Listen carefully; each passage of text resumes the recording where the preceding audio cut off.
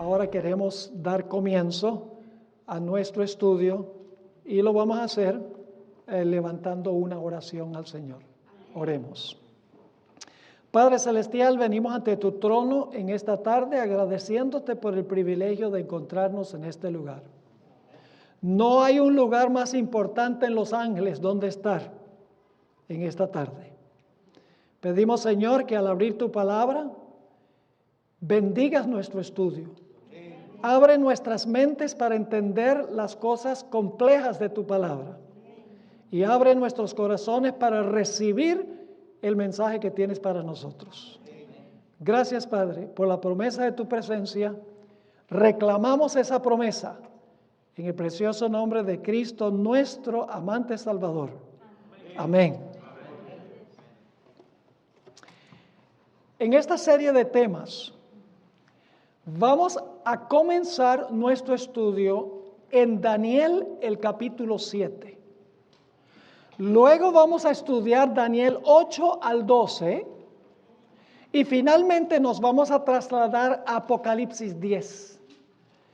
Así que nuestro estudio se enfocará hoy primordialmente en Daniel 7, varios temas en Daniel 8 al 12 y nuestro estudio primordial es la profecía de Apocalipsis, el capítulo 10. Ahora, lo que quiero mencionar primero en cuanto a Daniel es que el libro de Daniel está dividido en dos libros. Es decir, el libro de Daniel se compone de dos libros. El primer libro consta de los capítulos 1 al 7. El segundo libro del libro de Daniel consta de los capítulos 8 al 12. Esto lo vamos a desmenuzar un poquito más a medida que vamos estudiando. Pero lo que quiero que recuerden ahora es que el libro de Daniel se compone de dos libros en uno.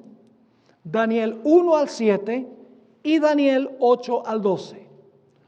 Hoy nos vamos a enfocar en el primer libro, Daniel 1 hasta el capítulo 7.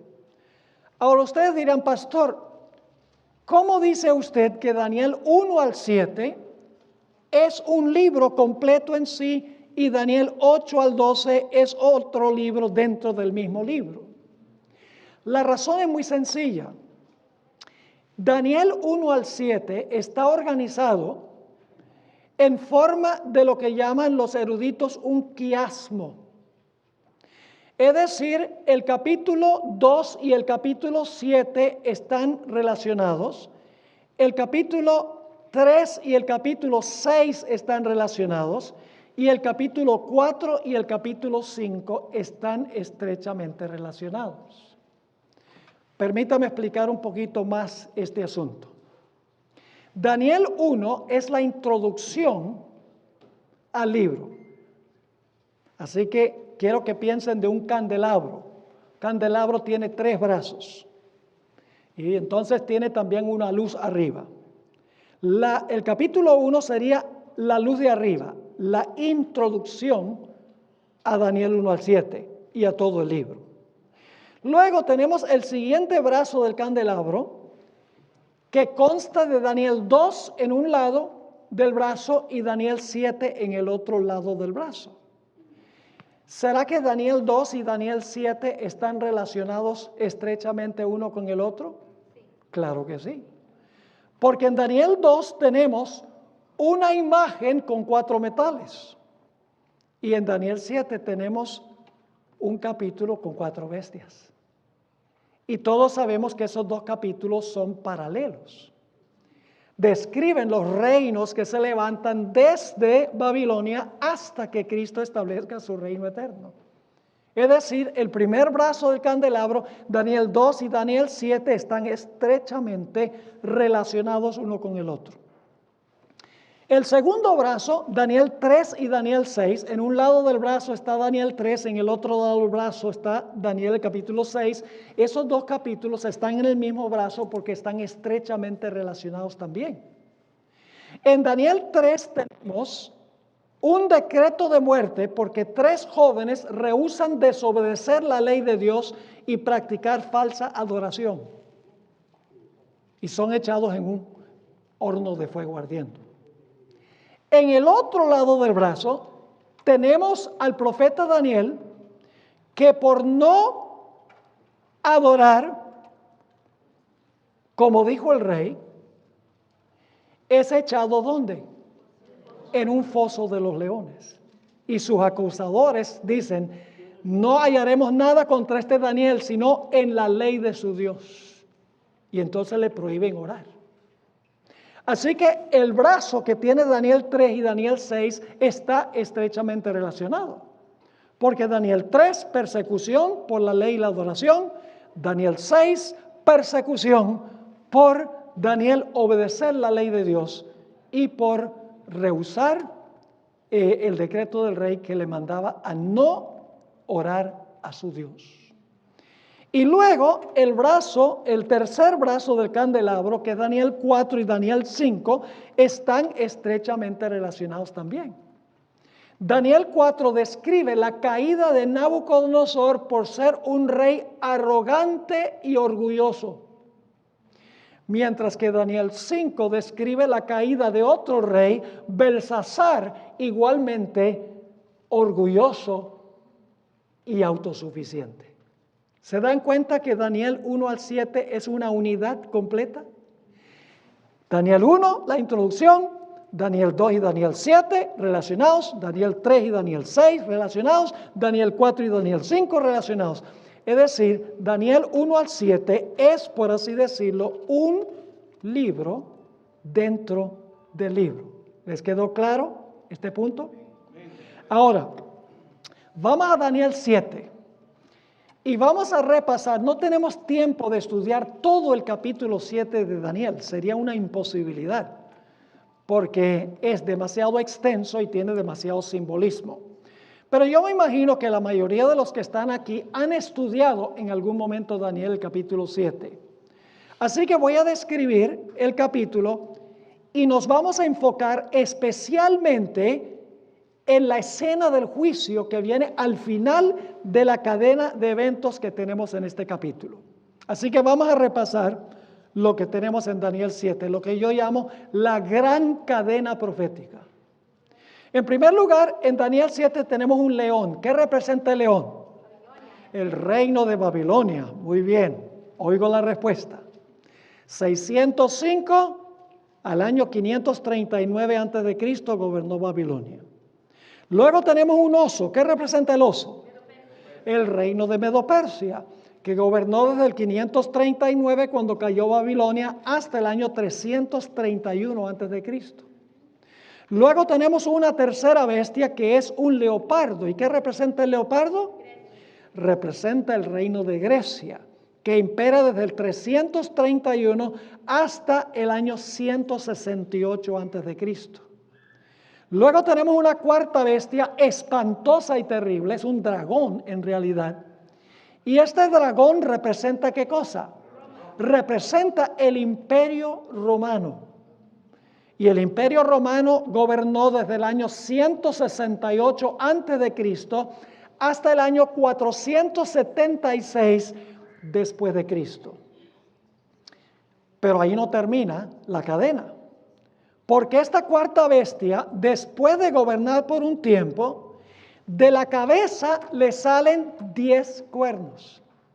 Es decir, el cuarto imperio, el cuarto reino se divide en 10 reinos. Y esto ocurre entre el año 320 aproximadamente, en los días de Constantino, y continúa dividiéndose el reino como consecuencia de las invasiones de las tribus bárbaras que vinieron del norte del imperio. Continúa dividiéndose hasta el año 476. Es decir, los 10 cuernos surgen entre el tiempo de Constantino y el año 476. Los reinos estaban completos, los 10 estaban completos en el año 476 después de Cristo. Ustedes conocen los nombres de algunos de esos reinos, los anglosajones, se establecieron en Inglaterra, los Alemanni en Alemania, los francos en Francia, los lombardos en Italia. Todas fueron tribus bárbaras que vinieron y se parcelaron lo que había sido el Imperio Romano. Dividieron el Imperio Romano en 10 reinos completos en el año 476 después de Cristo. Pero la cadena no termina allí. Porque nos dice que luego, en medio de los 10, cuando los 10 están completos, en el año 476, se levanta un cuerno pequeño. En realidad, en el idioma en que se escribió esto en arameo, significa que surge de pequeñez, pero luego se vuelve gigantesco. Es decir, empieza pequeño. Y dice que lo primero que hace este cuerno pequeño es arrancar a 3 de los 10 reinos. Y solo tengo tiempo para darles una explicación de lo que pasó después del año 476. Había 3 de esos 10 reinos que eran rebeldes contra la iglesia cristiana de esa época, contra lo que llegaría a ser la iglesia romana, la iglesia católica. Esos 3 reinos eran los érulos, los vándalos y los ostrogodos. Se le oponían a las enseñanzas de la iglesia, particularmente enseñaban que Jesús era un ser creado, la primera criatura de Dios, que es una herejía. Y por lo tanto, el obispo de Roma apeló al emperador para que el emperador desarraigara a esos 3 reinos. Y así fue que en el año 493 después de Cristo, el obispo de Roma, influyendo sobre el poder civil, arrancó a los érulos y desaparecieron de la historia. Pero quedaban 2 reinos rebeldes. Los vándalos fueron arrancados en el año 534 después de Cristo. Nuevamente el obispo de Roma apelando al poder civil, al emperador, para arrancar a los vándalos de la historia. Y los vándalos no tienen ninguna nación hoy en Europa que descienda de ellos. Fueron arrancados de raíz, como dice la profecía. Pero quedaba un reino, los ostrogodos. El cuerno pequeño también tenía que arrancar a los ostrogodos usando el poder civil. Y así fue que en el año 538 después de Cristo, el obispo de Roma, empleando al emperador que se había ido a Constantinopla, Justiniano, logró desarraigar a los ostrogodos, el último poder opositor de la iglesia romana. Y ahora la iglesia romana podía gobernar sobre todo porque sus opositores habían sido quitados del camino. Y luego nos dice que ese cuerno pequeño, después de arrancar a 3 de los cuernos, a estos 3 reinos rebeldes, dice que gobernó el cuerno pequeño por 1260 años, que terminan ¿en qué fecha? Comienzan en el año 538, cuando el último poder opositor fue arrancado, y terminan en el año 1798, cuando el Papa Pío VI fue llevado cautivo a Francia, a donde murió en exilio.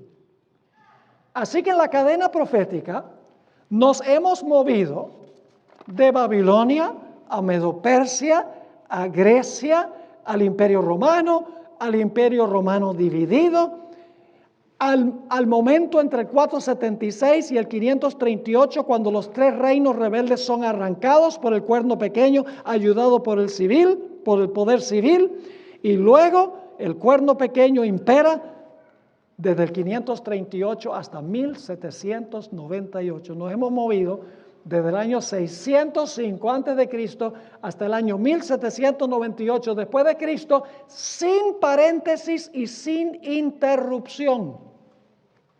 Por eso yo lo llamo la gran cadena profética, porque tiene eslabones y los eslabones están conectados uno con el otro. Uno puede seguir la trayectoria de la historia: Babilonia, Medo-Persia, Grecia, el Imperio Romano dividido, el arrancar de los 3 cuernos, el levantar del cuerno pequeño y su dominio por 1260 años. Pero lo que nos interesa especialmente en nuestro estudio no es lo que yo acabo de mencionar. La cadena profética que hemos analizado hasta este momento nos da el marco o el punto de referencia para aquello sobre lo cual quiero enfocarme en el resto de nuestro primer tema. Quiero enfocarme especialmente en lo que sucede después de 1798. Es un asunto que raras veces se estudia. Casi siempre en las conferencias, cuando se estudia Daniel 7, se habla de Babilonia, Medo-Persia, Grecia, el Imperio Romano, cómo el Imperio Romano se dividió, cómo los 3 cuernos fueron arrancados y el papado habló blasfemias contra el Altísimo, persiguió a los santos del Altísimo, pensó que podía cambiar la ley de Dios, identificamos que el cuerno pequeño es el papado y ahí termina el estudio. Pero hay otro evento en Daniel 7, después de los 1260 años de dominio del cuerno pequeño o del poder papal. Y a ese evento quiero referirme ahora. Ahora, debo decirles que Daniel, el capítulo 7, tiene 4 ciclos repetitivos. Ahora, ¿qué quiero decir por 4 ciclos repetitivos? Lo que quiero decir es que Daniel 7 repite el mismo material 4 veces. Ahora, permítame resumir ese punto tan importante para nuestro estudio. Y debo decirles que aquí yo no les voy a relatar muchas historias, ni los voy a poner a llorar, etc. Aquí vamos a estudiar profecías. Son profecías no fáciles de entender. Son profecías pesadas las que vamos a estudiar. No es como leer los evangelios. Y usted lee los evangelios, los milagros de Jesús y las historias sobre donde viajó y la muerte de Cristo. Eso se puede leer y es facilito. En las profecías estamos tratando con símbolos. Es mucho más complejo estudiar las profecías. Por eso es importante tener el manual, se los aseguro. Vale la pena tener el manual. Y no lo digo porque queremos vender manuales. Porque estamos muy bien, gracias a Dios. El Señor nos ha bendecido económicamente. Pero quiero que ustedes lo tengan. Lo estamos vendiendo al costo para beneficiarlos a ustedes. Es vital que tengan el manual.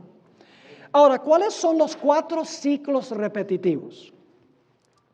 En primer lugar, los versículos 1 al 14 de Daniel 7. Allí tiene uno la visión completa. Ahí tiene uno la visión completa. Ahora, ¿qué queremos decir por la visión completa? Queremos decir, ahí se encuentra Babilonia, Medo-Persia, Grecia, el Imperio Romano, los 10 cuernos, las 10 divisiones del Imperio Romano, el arrancar de los 3 cuernos, el dominio del cuerno pequeño y después de eso una escena del juicio que se realiza en el cielo, que es aquello sobre lo cual me quiero enfocar. Es decir, que Daniel 7, 1 al 14 tiene toda la visión completa, de comienzo a fin. Así que si usted quiere saber cuál es la visión que tuvo Daniel, completa, de comienzo a fin, los versículos 1 al 14. Ahora, los versículos 15 al 18, encontramos que Daniel le dice al ángel, que es Gabriel, le dice, oye Gabriel, yo quiero saber qué significa la visión. Porque la visión, le dio la visión, pero no le explicó lo que significaba. Así que ahora Daniel le dice a Gabriel, por favor, quiero saber qué significa la visión. Y entonces Gabriel le explica muy brevemente a Daniel la visión. Le dice, mira, Daniel, las 4 bestias representan 4 reinos que se van a levantar en la tierra y después de eso los santos del Altísimo poseerán el reino y reinarán para siempre. Una explicación súper breve. Porque no le explicó qué significa cada bestia ni nada. Le dijo, las 4 bestias son 4 reinos que van a imperar en la tierra y después de eso se va a hacer un juicio y los santos del Altísimo van a heredar el reino. Pero Daniel no se conforma, así que tenemos un tercer ciclo. El tercer ciclo se encuentra en Daniel 7, 19 al 22. Aquí Daniel le dice a Gabriel, pero Gabriel, a mí no me interesa en realidad el león, el oso, el leopardo y el dragón. Yo lo que quiero saber especialmente es si en cuanto al dragón, en cuanto a los 10 cuernos, en cuanto al cuerno pequeño y en cuanto a la escena del juicio que viene después del dominio del cuerno pequeño. Yo quiero saber es en cuanto a la parte final de la visión. Así que Daniel en los versículos 19 al 22 repite otra vez y dice, yo quiero saber en cuanto a la cuarta bestia, los 10 cuernos, el cuerno pequeño, y quiero saber en cuanto a la escena del juicio que viene después del dominio del cuerno pequeño. El cuarto ciclo está en los versículos 23 al 27. A donde Gabriel ahora le dice a Daniel, ok Daniel, tú me pediste que te explicara en cuanto a la cuarta bestia, los 10 cuernos, el cuerno pequeño y la escena del juicio, ahora pues yo te voy a explicar. La cuarta bestia representa un cuarto reino que se levanta en la tierra y le explica lo que significan los 10 cuernos, le explica lo que significa el cuerno pequeño y luego le da una explicación en cuanto al juicio. 4 ciclos. Si usted cree que puede leer Daniel 7 en orden cronológico, decir, bueno, yo quiero saber qué enseña Daniel 7, y usted empieza a leer en el versículo 1 hasta el versículo 27, va a quedar todo enredado.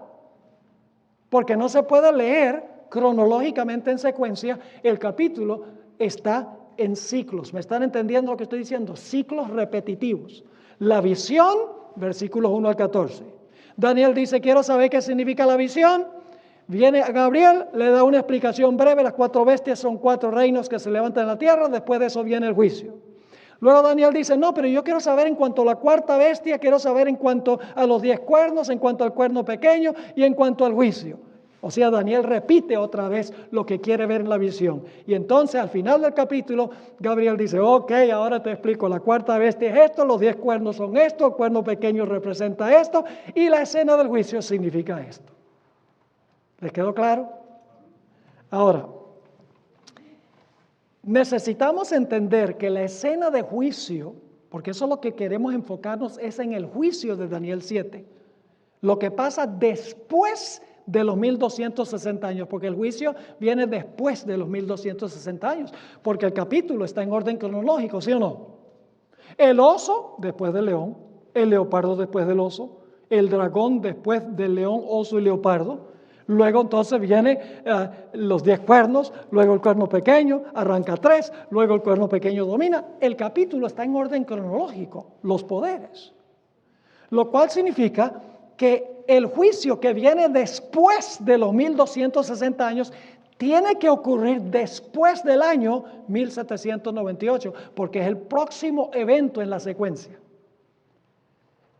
Ahora quiero recalcar que en la Biblia el juicio consta de 3 pasos.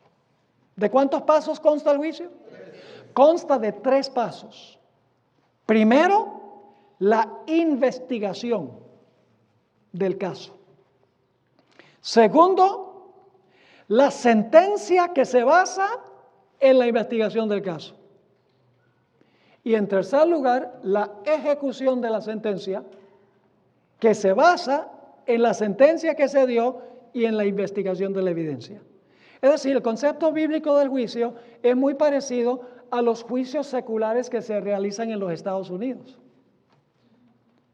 Cuando se va a hacer un juicio, hay un abogado acusador y hay un abogado defensor, ¿sí o no? Y hay un jurado, ¿correcto? ¿Qué es lo primero que se hace en el juicio? El jurado, antes de comenzar el juicio, el jurado dice, culpable, va para la silla eléctrica. No. ¿Qué es lo primero que se hace? Se investiga el caso, ¿sí o no? Se examina la evidencia para ver si la persona es culpable o no. Después que se examina la evidencia, entonces, ¿qué hace el jurado? El jurado dicta sentencia basado en lo que reveló la evidencia. Y luego, después de dictar el veredicto, entonces ya se impone o ya se implementa la sentencia en la vida real, en la actualidad. ¿Me están entendiendo lo que estoy diciendo? En la Biblia, en Daniel 7, el juicio celestial consta de los mismos 3 pasos. Investigación. En segundo lugar, una sentencia que se basa en lo que se descubrió en la investigación. Y finalmente, la implementación de la sentencia que se dio. Ahora vamos a examinar los 4 ciclos de Daniel más cuidadosamente para ver si podemos ver estos 3 pasos del juicio. Lo que estamos estudiando esta noche es fundamental para todos los demás temas. Si no entendemos lo que estamos estudiando esta noche, no vamos a entender plenamente lo que vamos a estudiar en las noches subsiguientes. Vamos ahora a Daniel, el capítulo 7, y vamos a leer los versículos 8 al 10 y luego el 13 y 14. Solo vamos a mirar el juicio. Ya hablamos del león, el oso, el leopardo, el dragón, los 10 cuernos, el cuerno pequeño que arranca 3 y luego domina 1260 años. Eso lo vamos a dejar atrás. Ahora queremos enfocarnos en lo que sucede después de 1798, en algún momento después de 1798. Lo que vamos a ver es el primer ciclo, la visión en sí, el aspecto del juicio. Leo empezando en el versículo 8. Mientras yo contemplaba los cuernos, he aquí que otro cuerno pequeño salía entre ellos, es decir, entre los 10. Y delante de él fueron arrancados 3 cuernos de los primeros. Y he aquí que este cuerno tenía ojos como de hombre y una boca que hablaba grandes cosas. Es decir, era un cuerno bien altanero, ¿verdad que sí? Y dice más adelante en el capítulo que hablaba blasfemias contra el Altísimo, perseguía a los santos del Altísimo y pensó que podía inclusive cambiar la ley de Dios. Versículo 9. Estuve mirando hasta que fueron puestos tronos y se sentó un anciano de días. Ahora paremos un momento allí. ¿Quién es el anciano de días? Dios el Padre es el anciano de días. ¿A dónde vive el Padre? ¿Qué nos dijo Jesús? Que debemos orar, Padre nuestro que estás en todas partes. No. Padre nuestro que estás ¿dónde? En el cielo. Así que quiero que noten aquí que dice, se sentó un anciano de días. ¿A dónde se está sentando? ¿En la tierra o en el cielo? En el cielo, muy importante. Sigue diciendo, ahora va a describir su apariencia física. Dice, cuyo vestido era blanco como la nieve y el pelo de su cabeza como lana limpia. Su trono llama de fuego y las ruedas del mismo fuego ardiente. Un río de fuego procedía y salía de delante de él. Millares de millares. ¿A dónde estaban esos millares de millares? ¿En la tierra o en el cielo? ¿Qué son los millares de millares? Ángeles. ¿A dónde se está realizando esta escena? En el cielo. Sigue diciendo, versículo 10. Un río de fuego procedía y salía de delante de él. Millares de millares le servían y millones de millones asistían delante de él. El juez se sentó, ¿dónde? ¿A dónde se sentó? En el trono. ¿A dónde estaba el trono? En el cielo. Vital que recuerden eso, porque es a donde está el anciano de días y los ángeles que están en el cielo. Así que dice, el juez se sentó ¿y qué? Y los libros fueron abiertos. ¿Qué contienen los libros? La evidencia que se va a examinar en el juicio. Se va a investigar lo que está en los libros. Y los hechos de quienes se hayan escritos en el libro, en los libros, de cada persona que ha profesado a Cristo, es lo que vamos a ver. Yo pregunto entonces, ¿va a haber una investigación, sí o no? Sí. Después de 1798, en algún momento, ¿va a haber una investigación? Sí. El juez se sentó, los libros se abren ahora para examinar la evidencia. ¿Y a dónde está ocurriendo la investigación? ¿En la tierra o en el cielo? Sí. En el cielo. Ahora vamos al versículo 13. ¿Tienen clara la escena? Sí. El anciano de días viene, se sienta, ahora los libros se abren, se va a examinar la evidencia en el juicio. Pero ahora vamos a encontrar que hay otro personaje. Y este personaje va a venir de donde el Padre se movió. Él va a venir al mismo lugar a donde fue el Padre. Vamos a leer el versículo 13. Dice, miraba yo en la visión de la noche, he aquí con las nubes del cielo. ¿Qué son las nubes del cielo? Los ángeles, muy bien. Con las nubes del cielo venía uno como un hijo de hombre. ¿Quién es ese? Jesús múltiples veces en los evangelios se refirió a sí mismo como ¿qué? Como el hijo del hombre, exactamente. Este es Jesús. Dice, venía uno como un hijo de hombre que vino ¿hasta dónde? ¿Esto está hablando de la segunda venida de Cristo? No. Porque ¿a dónde va el hijo del hombre? No viene a la tierra, sino que va a donde fue ¿quién? El anciano de días. ¿Y a dónde se sentó el anciano de días? En el trono. ¿En qué lugar? En el cielo. Así que cuando el Hijo del Hombre viene a donde fue el anciano de días, este evento está ocurriendo en la tierra o en el cielo. En el cielo, no olviden eso. Así que dice, nuevamente versículo 13, miraba yo en la visión de la noche, he aquí con las nubes del cielo, venía uno como un hijo de hombre que vino hasta el anciano de días. Y le hicieron acercarse. ¿Quién le hizo acercarse? Las nubes, porque vino con las nubes. Las nubes le hicieron acercarse delante de él. ¿A dónde? ¿En la tierra o en el cielo? En el cielo, muy bien. Ahora, ¿a qué va el Hijo del Hombre allá a donde fue el anciano de días? En el cielo. ¿A qué fue allá? Versículo 14. Y le fue dado. ¿A quién le fue dado? ¿A quién le fue dado? Al Hijo del Hombre. ¿Quién se lo dio? Ahora sabemos por qué el Hijo del Hombre fue allá, a donde el Padre. El Padre tenía que darle algo. ¿Qué es lo que el Padre le iba a dar? Dice, y le fue dado dominio, gloria y reino. ¿A dónde recibe Jesús el reino? ¿En la tierra o en el cielo? Hermanos y hermanas, no olviden esto. Esto es fundamental para todo lo que vamos a estudiar esta semana. La investigación de la evidencia se hace ¿dónde? En el cielo, no en la tierra. Jesús viene allá para recibir ¿qué cosa? Para recibir el reino que se lo da ¿quién? Su Padre, basado en lo que revela la evidencia que se examina en el juicio. Ahora sigamos leyendo. Versículo 14.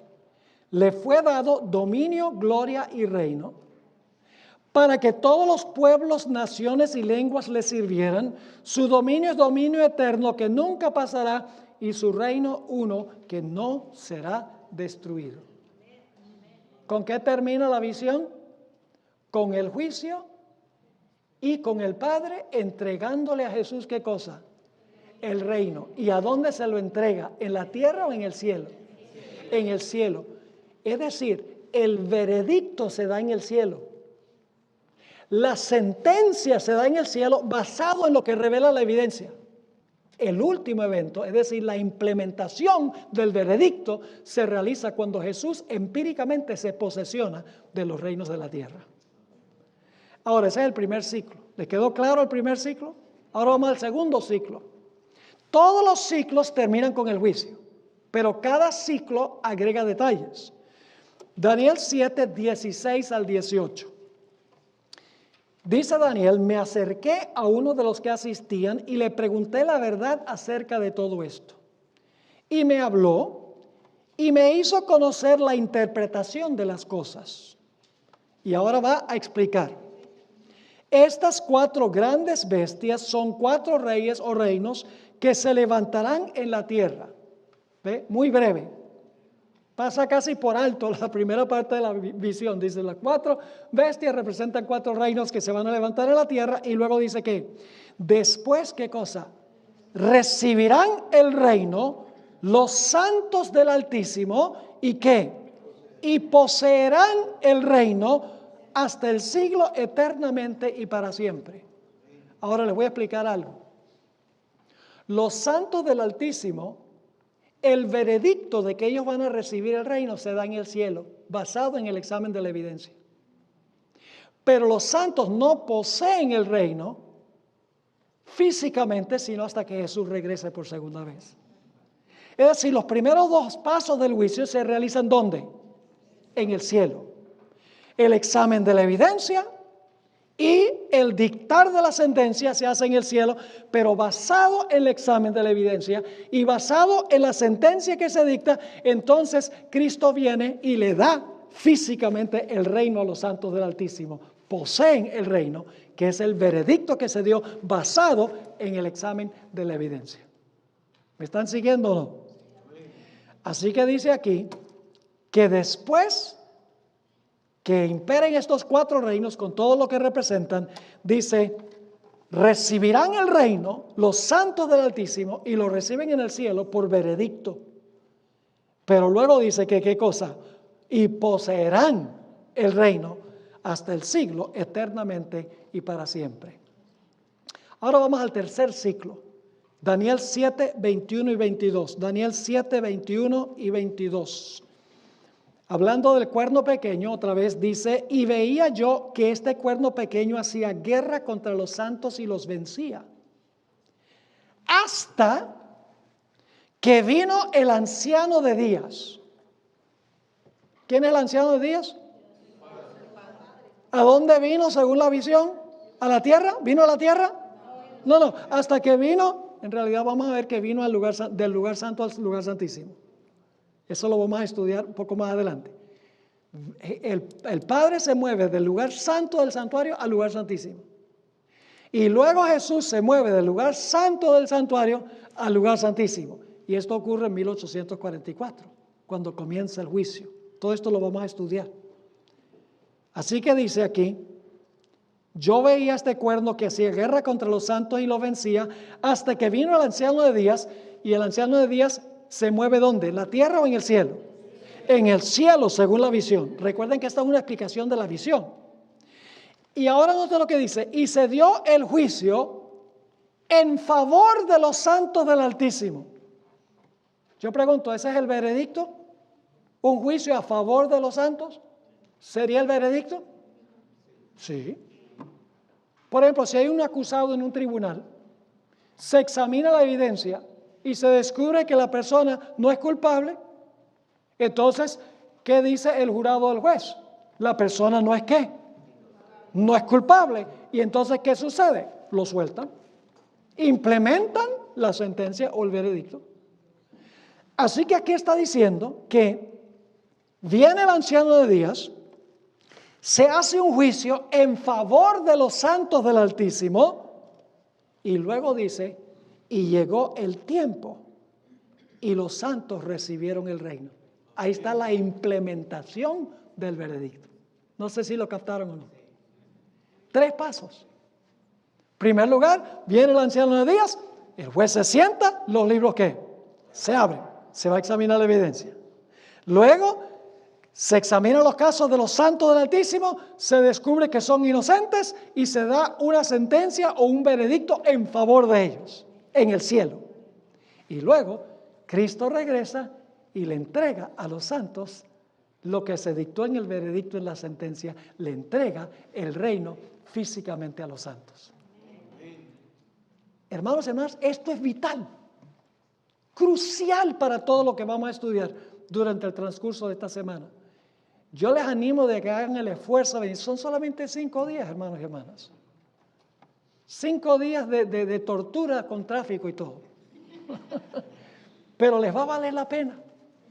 Porque vamos a hablar del corazón de la iglesia adventista del séptimo día. La mayoría de la gente que está en la iglesia adventista no sabe por qué son adventistas. Porque desconocen nuestro origen. Desconocen nuestro mensaje y nuestra misión. Desconocen qué es lo que distingue a los adventistas de todas las demás iglesias. No es una iglesia del montón. Y lo que estamos estudiando es el corazón mismo de la iglesia adventista. Vamos al cuarto ciclo, Daniel 7, 25 al 27. Aquí ya Gabriel le va a explicar a Daniel. Dice en el versículo 25, hablando del cuerno pequeño, y hablará palabras contra el Altísimo, y a los santos del Altísimo quebrantará, y pensará en cambiar los tiempos y la ley, y serán entregados en su mano hasta tiempo, tiempos y medio tiempo. Pero después de ese periodo, ¿qué va a pasar? Se sentará el juez. ¿A dónde? ¿En el cielo o en la tierra? En el cielo, porque esto es una ampliación de la visión. La secuencia está en los primeros 14 versículos. Los otros 3 ciclos son explicación de la visión. Así que dice, pero se sentará el juez y le quitarán su dominio. ¿A quién le van a quitar el dominio cuando se sienta el juez? Al cuerno pequeño, muy bien. Y sigue diciendo, para que sea destruido y arruinado hasta el fin. ¿A dónde se le quita el dominio al cuerno pequeño? ¿En el cielo o en la tierra? ¿A dónde se da el veredicto en contra del cuerno?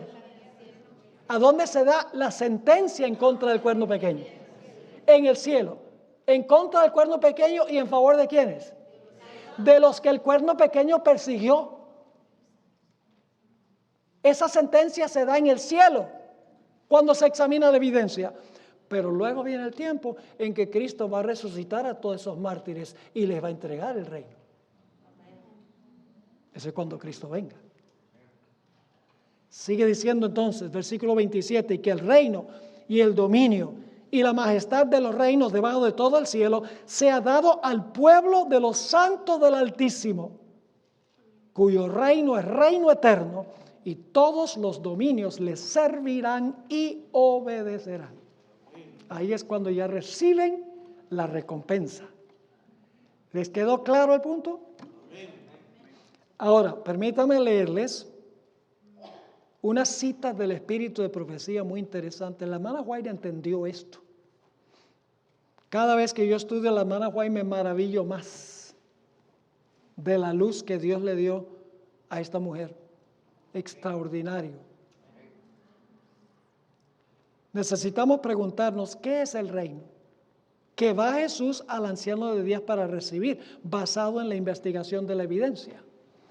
Nosotros generalmente pensamos de un reino en términos geográficos.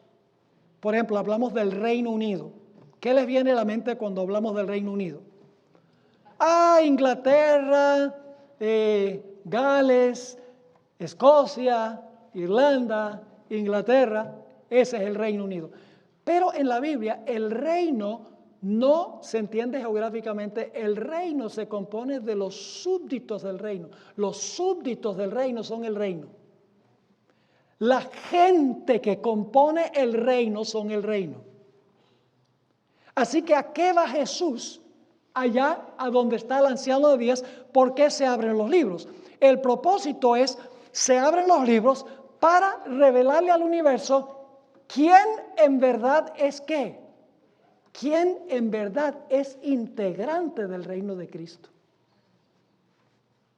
Y ustedes dicen, pero Pastor Bor, ¿por qué se tiene que hacer un juicio para determinar quién integra el reino de Cristo?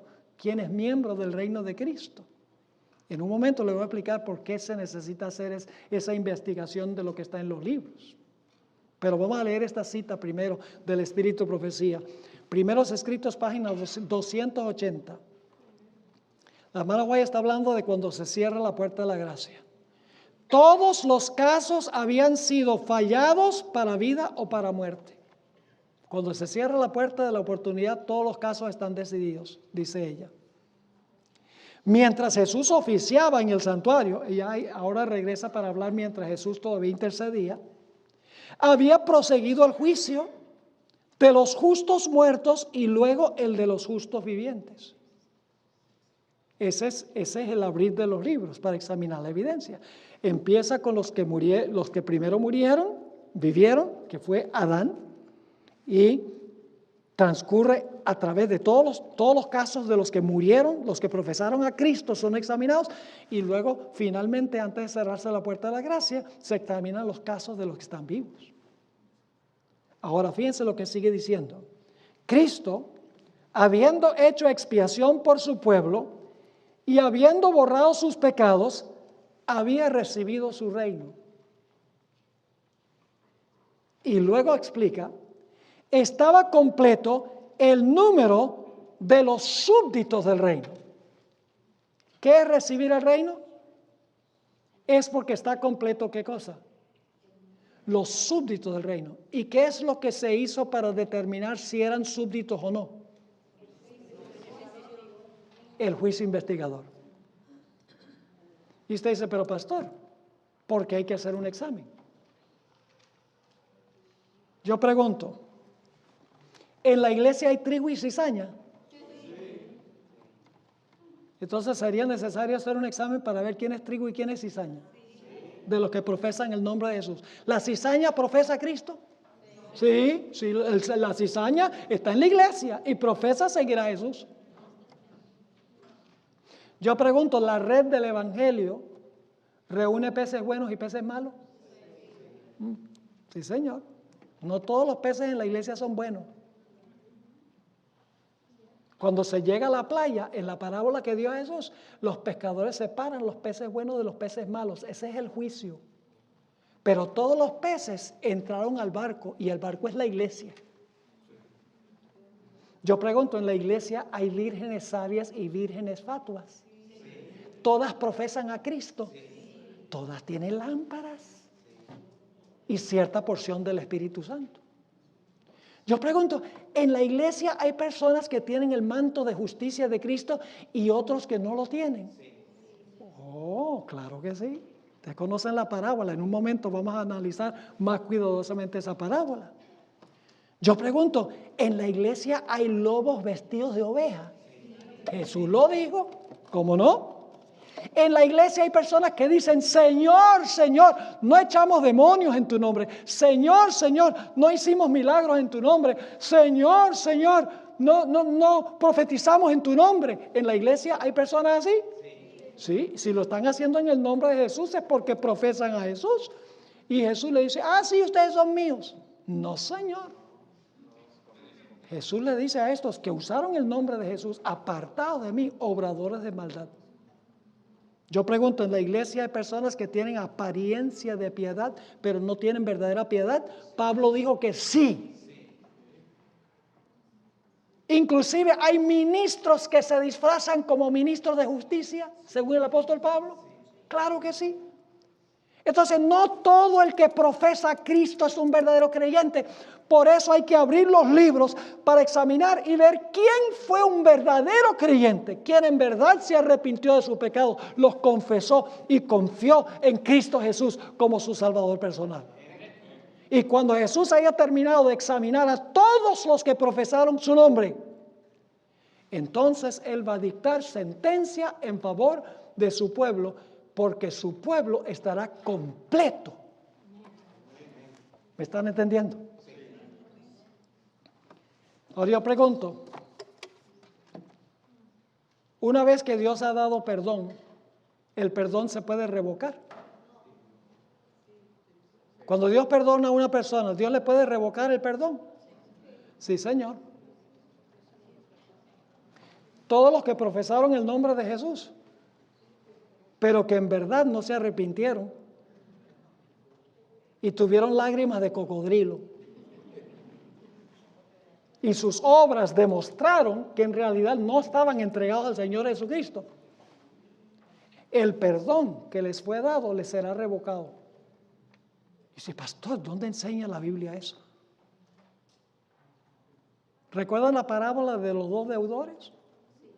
Un hombre debía una suma inmensa que no podía pagar, 10,000 talentos, no podía pagar en varias vidas que tuviera. Y el Señor lo llamó, le dijo, ríndeme cuentas. Ese es el juicio, cuando tenemos que rendir cuentas. Y no podía pagar. Así que el Señor le dijo, échenlo a la cárcel con toda la familia, confisquen todo lo que tienen. Ay, empieza a clamar, ay, por favor, no me hagas eso, que yo te pago, dame tiempo. Y el Señor le dice, ¿qué me vas a estar pagando? Si no tienes ni siquiera dónde caerte muerto. Y sigue clamando, ay, por favor. Y entonces el Señor, movido a misericordia, le dice, mira, te perdono, vete. Y el tipo dice, no tengo que pagar nada, no, la deuda queda perdonada. Este individuo está pero saltando en una pata. Sale contento y alegre, saltando de alegría, y se encuentra un pobre que le debe 100 denarios. Una cantidad que se podía pagar. Y le dice, págame lo que me debes. Y este individuo que le debe le dice, ay, por favor, dame tiempo que te lo pago. ¿Qué tiempo ni qué pan caliente? Y lo agarra del cuello y lo está ahorcando, según dice Jesús. Pues resulta que los siervos del Señor, que representan a los ángeles que registran nuestras acciones, van a donde el Señor le dice, ¿sabe lo que pasó con ese individuo que le perdonaste toda esa deuda tan grande? Pues estaba ahorcando a un pobre miserable que le debía 100 denarios. Y el Señor dice, así es la cosa. Tráiganme ese reo para acá. Y lo trae. Y le dice, ¿qué es lo que yo oigo de ti? Yo te perdoné una deuda que tú nunca podías pagar, como Cristo nos ha pagado una deuda que nosotros no podemos pagar. ¿Cómo es que tú no estuviste dispuesto a demostrar que apreciabas mi perdón, perdonando a tu semejante? Y dice la historia que le revocó el perdón, lo echó a la cárcel hasta que pagara todo lo que debía.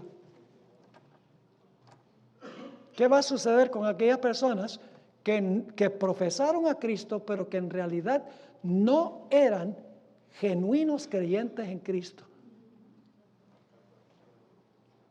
Serán apartados del reino y serán echados a donde, dijo Jesús, donde es el lloro y el crujir de dientes. El propósito del juicio, mis hermanos y hermanas, es sencillamente revelar quién es miembro genuino del reino de Cristo. Y cuando se haya examinado a todos, el reino de Cristo está completo y el Padre le va a dar el reino en el cielo. Y entonces cuando Cristo regrese, nos va a empíricamente a dar el reino. Por lo que veo, están entendiendo. Repito que esto es crucial. Ahora vamos a Lucas 12, 35 al 37. Ustedes dicen, pastor, ¿cómo así, pastor? Usted está diciendo entonces que en el cielo se examinan todos los casos de los que profesaron a Jesús y que en el cielo ya se va a dictar la sentencia si se van a salvar o se van a perder. Sí, eso se va a hacer en el cielo. La evidencia se examina en el cielo, la sentencia se da en el cielo y luego entonces cuando Cristo venga, Él trae su recompensa para recompensar a cada uno según fuere su obra. Ahora, escuchen lo que voy a decir. El acto de Cristo recibir el reino es lo mismo que Jesús casarse con su reino.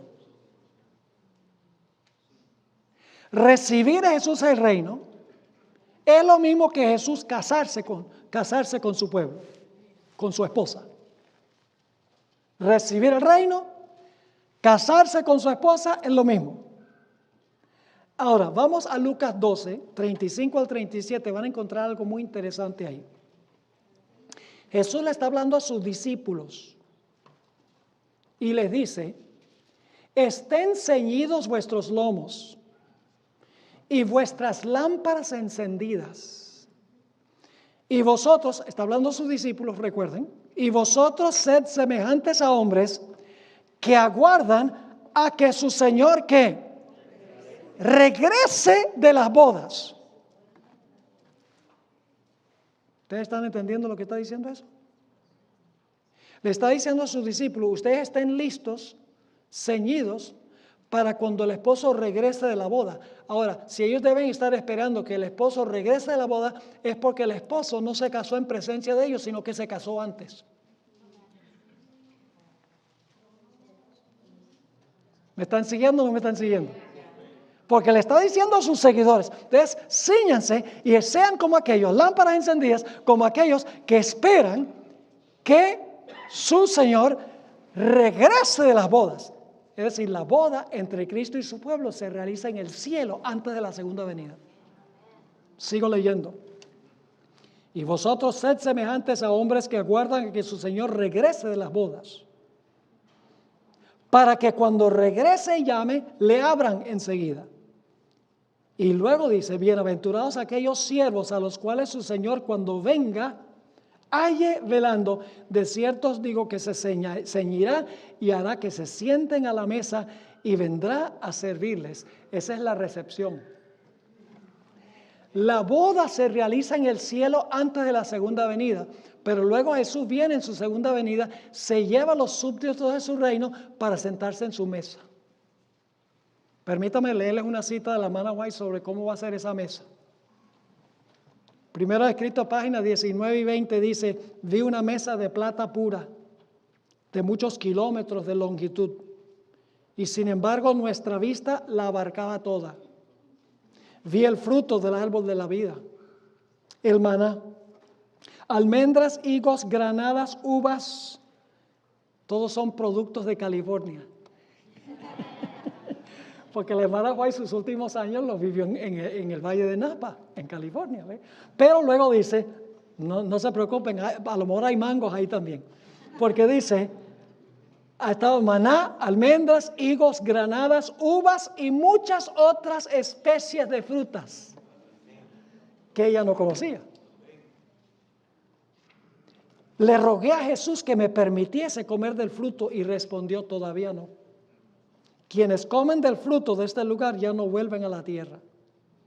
Pero si eres fiel, no tardarás en comer del fruto del árbol de la vida y beber del agua del manantial. Y añadió, debes volver de nuevo a la tierra y referir a otros lo que se te ha revelado. Entonces un ángel me transportó suavemente a este oscuro mundo. Y luego dice, a veces me parece que no puedo ya permanecer aquí. Tan lóbregas me resultan todas las cosas de la tierra. Me siento muy solitaria aquí, pues he visto una tierra mejor. Ojalá tuviese alas de paloma, echaría a volar para obtener descanso. Hermano Juan anhelaba quedarse allá a donde Dios la llevaba en visión. Pero Dios le decía, tienes una tarea que cumplir en la tierra todavía. Entonces yo pregunto, ¿a dónde se celebra la boda entre Cristo y su pueblo? En el cielo. ¿A dónde está su pueblo durante ese tiempo? En la tierra. Y entonces, ¿qué va a hacer Jesús? Va a venir de regreso y entonces nos va a llevar ¿a dónde? Al cielo. ¿Para qué evento? La recepción, la fiesta. Es decir, los santos van a recibir entonces el reino. Pero el veredicto es dado antes de eso. Ahora vamos a Mateo 22. Tenemos todavía algunas cosas que analizar aquí. Mateo 22. Les voy a relatar algo sobre este capítulo. En los versículos 1 a 14, Jesús da una parábola. La parábola del gran banquete. Y les voy a resumir la primera parte de esta parábola de Jesús. Dice que se da una invitación a los judíos y los judíos rechazan la primera invitación. Esa es la invitación que se dio a los judíos en el Antiguo Testamento, de aceptar al Mesías. Luego dice que es muerto, los toros son muertos, representa la muerte de Cristo. Los toros representaban la muerte de Cristo. Y después que los toros son sacrificados, entonces se da una segunda invitación al pueblo judío y el pueblo judío rechaza la segunda invitación. Después de la muerte de Cristo, se le predicó a los judíos y los judíos volvieron a rechazar. Así que se dice que el rey se enojó y mandó a destruir la ciudad de esos asesinos, que resulta la destrucción de Jerusalén en el año 70. Pero todavía era necesario dar una invitación. Las primeras dos invitaciones las rechazó el pueblo judío. Así que se da la orden, vayan ahora a todas partes del mundo, a los caminos, que Jesús se refirió ir a los gentiles. Y dice, inviten a todo el mundo para venir a la boda. Y así, Pablo y los apóstoles salieron y predicaron el evangelio en todo el mundo. Y todavía se está predicando el evangelio en todo el mundo. Y luego entonces viene el momento en que se termina la predicación del evangelio. Y ahora se va a examinar los casos de todas las personas que profesan haber aceptado a Jesús. Vamos a leer Mateo 22, 11 al versículo 13. Mateo 22, 11 al 13. Después que todos han sido invitados a la boda y la gente ha entrado para la celebración de la boda no se ha realizado todavía, pero todos están allí para la boda. Dice, entró el rey para ver. Esa palabra ver en el idioma griego no es la palabra común para ver. En griego la palabra ver común es blepo. Esta palabra es distinta. Esta palabra es theaomai, que se debe traducir que el rey entró para examinar o escudriñar a los invitados. Así que dice, entró el rey para ver a los convidados, es decir, los que aceptaron la invitación a la boda. Y vio allí un hombre que no estaba vestido de boda. Ahora yo pregunto, ¿esta escena se está realizando después de la segunda venida de Jesús? No. ¿O es que ustedes creen que Cristo cuando venga se va a llevar a la gente al cielo y cuando llegue al cielo entonces Dios el Padre va a decir, vamos a examinar a ver quién tiene derecho a estar aquí? No. En realidad lo que tenemos aquí es juicio investigador. Se investiga el caso de este individuo. Este individuo está todavía en la tierra, pero se están examinando sus registros en el cielo, en los libros. Se está examinando su vida. Y se descubre al examinar su vida que profesó a Cristo, pero en realidad no tenía el manto de la justicia de Cristo. ¿A dónde está el reo en la parábola? Está en la tierra. Pero ¿cómo está en el cielo? En el cielo está porque allá está registrado su vida. Es decir, él aceptó la invitación a la boda. Mientras que está todavía ¿dónde? En la tierra. Y ya vimos que Cristo va a regresar del cielo a la tierra de la boda. Así que la boda se realiza en el cielo, mientras que los que se examinan son personas que profesaron seguir a Jesús y se va a determinar si la persona tenía el manto o no. Así que se descubre que este no tiene el manto de boda. Cuando se examina su caso en el juicio celestial, antes de la segunda venida de Jesús, se ve que este individuo fue como el deudor ese que rehusó perdonar a su semejante. Se da cuenta de que no tiene el manto de la justicia de Cristo. Esa persona está en la tierra, pero el examen se hace en el cielo. Él ha aceptado la invitación a la boda cuando Cristo tome su reino, pero está ausente físicamente. Así que sigue diciendo, vio allí un hombre que no estaba vestido de boda y le dijo, amigo, ¿cómo entraste aquí sin estar vestido de boda? ¿Ustedes creen que después de la segunda venida, cuando el pueblo de Dios está en el cielo, Dios va a decir, oye, ¿cómo tú entraste acá? No, esto es un examen que se hace antes, mis hermanos y hermanas. Y le dijo, amigo, ¿cómo entraste aquí sin estar vestido de boda? Mas él enmudeció. Entonces el rey dijo a los que le servían, ahora viene el castigo, La sentencia ya se dio, se hizo el examen del manto, se dio la sentencia porque no tenía el manto y ahora se va a ejecutar la sentencia. Dice, entonces el rey dijo a los que le servían, atadle de pies y manos y echadle en las tinieblas de afuera, ahí será el lloro y el crujir de dientes. ¿Le está quedando claro lo que estamos estudiando? Ahora tenemos una o dos cosas más que necesitamos analizar antes de terminar. Hay personas en la iglesia adventista, eruditos en la iglesia adventista, que dicen, pero el propósito de Daniel 7 es mostrar que Dios va a condenar al cuerno pequeño. El énfasis no es que Dios va a salvar a su pueblo, de que Dios va a examinar a su pueblo, no. Está examinando es al cuerno pequeño, para castigar al cuerno pequeño por todo lo que hizo. Así que la pregunta clave es, ¿este juicio es en contra del cuerno pequeño o es un juicio a favor de los santos del Altísimo? Pues la respuesta es muy sencilla, mis hermanos y hermanas. Es ambas cosas. es un juicio a favor de los que fueron perseguidos por el papado y en contra del poder que los persiguió.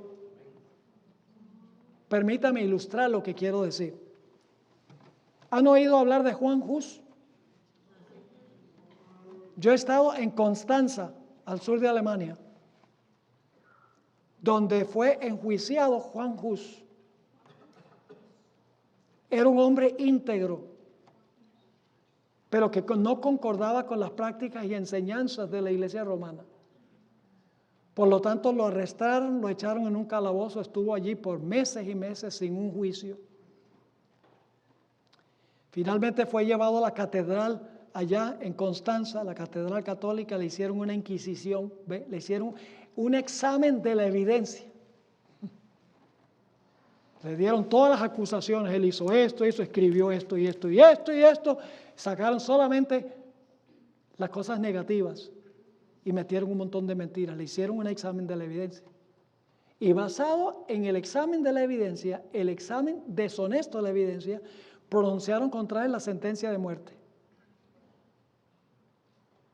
Y luego lo llevaron a las afueras de Constanza y lo quemaron vivo. ¿Se siguieron los 3 pasos? Sí. ¿Se examinó la evidencia? ¿Le leyeron las acusaciones? Sí. Pero eran falsas. ¿Se dio una sentencia basada en la evidencia falsa? Sí. ¿Fue una injusticia que se ejecutara? Sí. ¿Qué va a suceder cuando aparece el caso de Juan Hus allá en el tribunal celestial? Se van a abrir los registros nuevamente de lo que sucedió con Hus. Y el jurado celestial, el tribunal celestial, va a enderezar el juicio equivocado que se emitió aquí. Cuando se abran los libros, el jurado celestial va a decir, pero aquí esto fue una injusticia.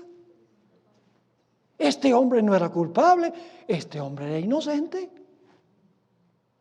A este hombre hay que cambiarle la sentencia. En vez de muerte, a este hombre hay que resucitarlo. Y se da una sentencia a favor de Juan Hus y en contra del poder que lo oprimió. Y entonces viene el tiempo cuando Cristo venga a resucitar a su siervo y a darle el reino que ya se demostró en el cielo que merecía, a base de la investigación de la evidencia. ¿Les quedó claro? Ahora escuchen, termino con esto el primer tema. Las iglesias no adventistas no entienden el juicio porque no entienden el estado de los muertos. Para una persona, digamos, una persona que es evangélica, ¿cuándo es juzgada una persona? Cuando se muere. Si la persona fue buena cuando se murió, ¿para dónde va? Directico para el trono de Dios, para el cielo. Y si fue mala, al infierno. Y si fue medio mala, al purgatorio. Es decir, ¿cuándo es el juicio? Según ellos, cuando una persona se muere. Para ellos, lo que nosotros estudiamos es absurdo. De que va a haber un juicio celestial que comenzó en 1844 y que se están examinando los casos de todos los que profesan a Cristo para luego dictar sentencia. Para ellos eso es inexistente, porque ellos tienen un concepto del juicio que cuando la persona se muere se va para el cielo o para el infierno. Pero ese no es el concepto bíblico del juicio. El concepto bíblico del juicio, mis hermanos y hermanas, es que la investigación de cada persona que profesó a Cristo se hace en el cielo antes de la segunda venida. La sentencia basada en el examen de la evidencia se dicta en el cielo antes de la segunda venida. Y cuando Cristo venga por segunda vez, va a recompensar a cada uno según fuere su obra para recompensar según fuere su obra, tienen que haberse examinado ante sus obras. ¿Están conmigo? Ese es el concepto bíblico del juicio. Es lo que distingue a la iglesia adventista de todas las demás iglesias. Y eso es lo que nosotros vamos a estudiar en el transcurso de esta semana. Oremos, Padre. Gracias por darnos este panorama. Gracias porque tú no dices, este es culpable y este es inocente, porque yo lo digo. Gracias porque tú vas a abrir los registros para que todo el universo vea tu justicia. No va a quedar cabos sin atar. No va a haber preguntas de por qué Saulo de Tarso, el asesino, está en el cielo y por qué otras personas que nosotros pensábamos iban a estar allí no están. Gracias porque tú abrirás cada caso ante tu pueblo para que podamos entender que tú fuiste absolutamente justo en cada caso. Te pedimos, Señor, que nos continúes bendiciendo en esta serie. Te lo imploramos en el precioso nombre de Jesús. Amén.